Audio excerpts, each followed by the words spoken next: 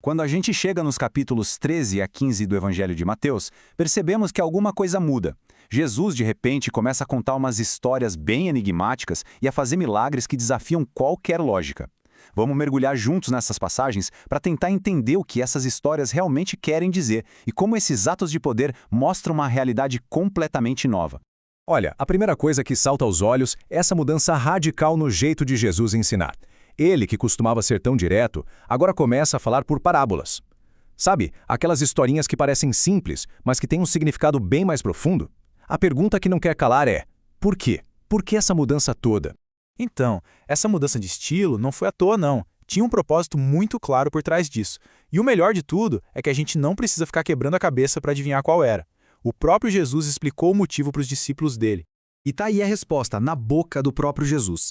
Ele basicamente diz que as parábolas funcionam como uma espécie de chave. Para quem está com a mente e o coração abertos, elas destravam os segredos do reino. Agora, para quem já decidiu que não quer ouvir, essas mesmas histórias acabam, na verdade, escondendo a verdade. Resumindo a ópera, as parábolas não eram para confundir, mas sim para discernir. Elas funcionavam como um filtro mesmo, separando quem ouvia com base na disposição de cada um em realmente querer entender a mensagem. Beleza, mas que história é essa de reino dos céus que ele tanto fala, né? As próprias histórias dão as pistas. Vamos analisar algumas das mais famosas para ter uma ideia de que realidade Jesus estava descrevendo. Vamos começar com a primeira, que talvez seja a mais conhecida de todas, a parábola do semeador. Imagina a cena, um agricultor sai jogando sementes pelo campo. A semente é sempre a mesma, mas o que acontece com ela depende totalmente do tipo de solo onde ela cai. É uma metáfora genial sobre como pessoas diferentes reagem à mesma mensagem. E cada tipo de solo, claro, representa um tipo de coração. Tem aquele solo duro, da beira do caminho, onde a semente nem consegue entrar. Tem o solo cheio de pedras, que é aquela empolgação de começo, sabe? Que na primeira dificuldade já murcha.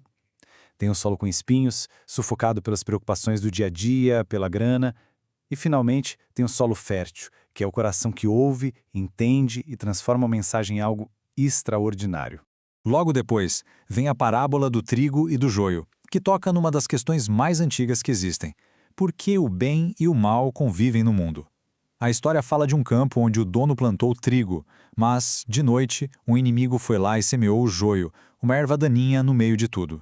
A explicação de Jesus aqui é bem direta. O trigo são as pessoas do reino, o joio, as do maligno. E a lição que surpreende é que os dois devem crescer juntos até a colheita final, o fim dos tempos. Só lá no final é que vai ter a separação. Mas olha, Jesus não veio só para contar a história, não. Ele veio para mostrar na prática como é o reino de Deus. E é aqui que a palavra vira ação, com alguns dos milagres mais impressionantes que a gente já ouviu falar. Pensa nesse número por um instante. 5.000. E detalhe, eram 5.000 homens, sem contar as mulheres e as crianças. Todo mundo com fome, num lugar deserto, e a noite já caindo. A situação era, humanamente falando, impossível. E aí o milagre acontece de um jeito inacreditável. Com só 5 pães e 2 peixinhos, uma quantidade ridícula de comida, todo mundo come até não aguentar mais. E o mais chocante, no final ainda sobram 12 cestos cheios. Isso é uma demonstração prática daquela abundância do reino que ele falava nas parábolas. E a demonstração de poder não para por aí, não. Mais tarde, naquela mesma noite, os discípulos encaram um outro tipo de problema: a fúria da natureza. Eles estão sozinhos num barco, no meio de uma tempestade violentíssima, lutando para sobreviver. E então, no auge do caos, no pico do desespero, eles veem uma coisa que simplesmente não faz sentido.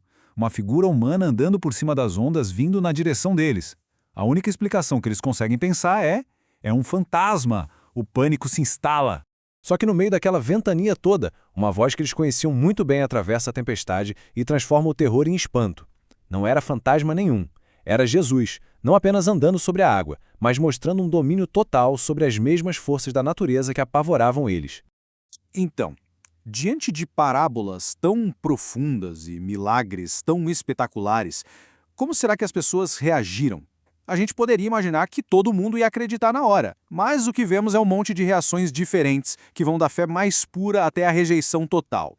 E o contraste aqui chega a ser chocante. Na própria cidade dele, Nazaré, o pessoal que viu ele crescer não consegue enxergar além do filho do carpinteiro e o rejeita. Ao mesmo tempo, uma mulher estrangeira, alguém que era considerada de fora, mostra uma fé tão gigante, tão inabalável, que o pedido dela é atendido na mesma hora. Mas não vamos pensar que a dúvida era coisa só de quem estava de fora. O próprio Pedro, no ato de coragem e fé, sai do barco para andar na água também. E por um instante ele consegue. Mas aí ele tira os olhos de Jesus e olha para o tamanho das ondas, para o vento, e pronto, o medo ganha da fé e ele começa a afundar. E a pergunta que Jesus faz para o Pedro enquanto puxa para cima é o ponto central disso tudo. Por que você duvidou?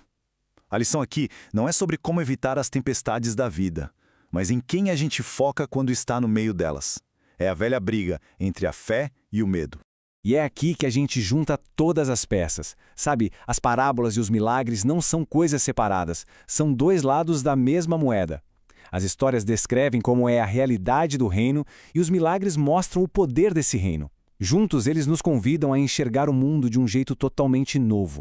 Só que, claro, esse jeito novo de ensinar e de agir que batia de frente com as tradições estabelecidas não ia passar em branco.